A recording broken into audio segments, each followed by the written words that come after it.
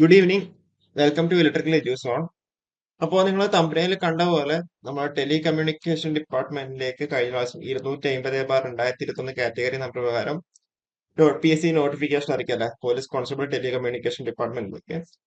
അപ്പോൾ അതിന്റെ എക്സാം കഴിഞ്ഞു. അതേപോലെ നിങ്ങളുടെ ഫിസിക്കൽ ഉണ്ടായിരുന്നല്ലോ, അപ്പൊ ഫിസിക്കൽ കഴിഞ്ഞു. എല്ലാം കഴിഞ്ഞിട്ട് എത്താം 5/10/2023 അതിന്റെ റാങ്ക് ലിസ്റ്റ് നിലവിൽ വന്നു.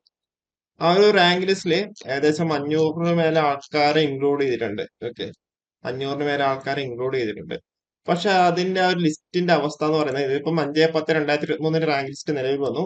ഒരു വർഷമാണ് യൂണിഫോം തസ്തികകൾക്കുള്ള വാലിഡിറ്റി അല്ലെ. അപ്പൊ 4/10/2024 വാലിഡിറ്റി കഴിയുന്നുണ്ടാവും. അപ്പം അതിന്റെ ഒരു സിറ്റുവേഷൻ എന്ന് പറയുന്നത് 25 പേരാണ് എന്ത് ചെയ്തേക്കുന്നത്, ഇതുവരെ അഡ്വൈസ് ആയി പോയേക്കുന്നത്.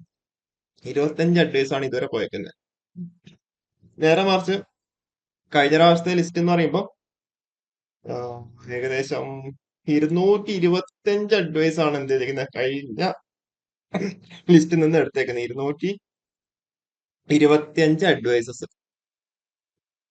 അതായത് നമ്മുടെ ടെലികമ്മ്യൂണിക്കേഷൻ പോലീസ് കോൺസ്റ്റബിൾ നിയമനം 4.77% മാത്രം. അതായത് അഞ്ഞൂറിലധികം ആൾക്കാരെ മെയിൻ ലിസ്റ്റിൽ ഇൻക്ലൂഡ് ചെയ്തിട്ട് ആകെ 25 പേർക്കാണ് എന്ത് ചെയ്യാം ശുപാർശ ലഭിച്ചിട്ടുള്ളത്. ഇനിയിപ്പോ റാങ്ക് പട്ടികയുടെ കാലാവധി പറഞ്ഞാൽ ഇനി ഇത്ര 3 മാസം കൂടി മാത്രമേ ഉള്ളൂ.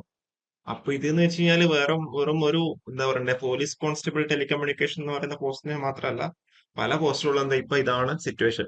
ഇതിലിപ്പം 682 തസ്തിക സൃഷ്ടിക്കണമെന്ന ശുപാർശ ചുവപ്പ് നാടിൽ ഇത് നിങ്ങളെ പോലീസ് മേധാവി ഇത് ഓൾറെഡി പല ന്യൂസിലും നിങ്ങൾ കണ്ടിട്ടുണ്ടാവും. ഓൾറെഡി ഇതിന്റെ ശുപാർശ ചെയ്തിട്ടുള്ള കാര്യമാണ്. കാരണം എന്താണെന്ന് വെച്ച് കഴിഞ്ഞാല് നിങ്ങൾക്ക് അറിയുന്നുണ്ടാവും, പോലീസ് വാർത്താവിനിമയത്തിന്റെ പൂർണ്ണ ഉത്തരവാദിത്തം എന്ന് പറഞ്ഞാൽ നമ്മുടെ ടെലികമ്മ്യൂണിക്കേഷൻ വിഭാഗത്തിലാണ്. അപ്പോൾ അങ്ങനെ വിവിധ പോലീസ് യൂണിറ്റുകളെ പരസ്പരം ബന്ധിപ്പിച്ചുള്ള COB നോഡുകൾ, അതുപോലെ കൺട്രോൾ റൂമുകൾ, അതുപോലെ ERSS എന്നിവ നിലവിൽ പ്രവർത്തിക്കുന്നവരിൽ കൂടുതലും സാങ്കേതിക വൈഭവമോ പരിശീലനമോ ഇല്ലാത്ത സാധാരണ കോൺസ്റ്റബിൾമാരാണ്. സൈബർ ഡിവിഷൻ ഉൾപ്പെടെ വിവിധ യൂണിറ്റുകളിലേക്ക് പുനർവിന്യസിക്കുന്നതിനായാണ് ടെലികമ്മ്യൂണിക്കേഷൻ ഉദ്യോഗസ്ഥരെ COB നോഡുകളിൽ നിന്നും കൺട്രോൾ റൂമുകളിൽ നിന്നും പിൻവലിച്ചത്. പോലീസ് സ്റ്റേഷനുകളിലെ അംഗബലത്തിൽ നിന്ന് വർക്കിംഗ് അറേഞ്ച്മെന്റ് എന്ന പേരിൽ യോഗ്യതയോ പരിശീലനമോ ഇല്ലാത്ത പോലീസ് ഉദ്യോഗസ്ഥരെ കമ്മ്യൂണിക്കേഷൻ യൂണിറ്റുകളിൽ നിയോഗിക്കുന്നത് കൊണ്ട് ടെലികമ്മ്യൂണിക്കേഷൻ പരീക്ഷ വിജയിച്ചവർക്ക് നിയമനം ലഭിക്കാത്ത അവസ്ഥയാണ്. ഓക്കെ, ഇപ്പോഴത്തെ റാങ്ക് ലിസ്റ്റിൽ 500ഓളം ആൾക്കാരുണ്ടെന്ന് പറഞ്ഞു. അതുപോലെ 652 തസ്തികയാണ് എന്ത് സൃഷ്ടിക്കണമെന്ന് പോലീസ് മേധാവി പറഞ്ഞു. കാരണം വെച്ചാൽ ഇപ്പം മുന്നത്തെ ഡെക്കേഡിനെ അപേക്ഷിച്ച് ഇപ്പോഴത്തെ ഡെക്കേഡിൽ എന്താ കുറെ അത്യാവശ്യം നല്ലോണം എന്താ നമുക്ക് റിക്വയർമെന്റ് അത്യാവശ്യമാണ്. 1974 ആണ് ഈ ഒരു ഡിപ്പാർട്ട്മെന്റ് രൂപീകരിക്കുന്നത്. അപ്പൊ ആ ഒരു സമയത്തുള്ള സ്റ്റാഫ് പാറ്റേൺ തന്നെയാണ് ഇത് ഇപ്പോഴും ആ ഒരു സ്റ്റാഫ് പാറ്റേൺ തന്നെയാണ് ഇപ്പോഴും വർക്ക് ചെയ്യുന്നത്. പക്ഷെ അന്നത്തെ ആ ഒരു സിറ്റുവേഷൻ അല്ല ഇപ്പോഴത്തെ സിറ്റുവേഷൻ. അതുകൊണ്ടാണ് 682 തസ്തിക എന്ത് സൃഷ്ടിക്കണം എന്നുള്ള രീതിയിൽ പോലീസ് മേധാവി പറയുന്നത്. പക്ഷെ അതുപോലും എന്താ ആ ഒരു നീക്കം മരവിപ്പിച്ചിട്ടുള്ളത്. അപ്പോ അപ്പൊ നമ്മുടെ പോലീസ് കോൺസ്റ്റബിളിന്റെ ഇപ്പോഴത്തെ സിറ്റുവേഷൻ ആണിത്. ഓക്കെ, അപ്പൊ ഇതിന്റെ എന്താ, നിങ്ങൾ ജസ്റ്റ് ഒന്ന് പോസ് ചെയ്യുക നിങ്ങൾക്ക് എന്തെങ്കിലും ന്യൂസ് കംപ്ലീറ്റ് ആയിട്ട് വായിക്കാൻ വേണ്ടി പറ്റുന്നുണ്ടാവും.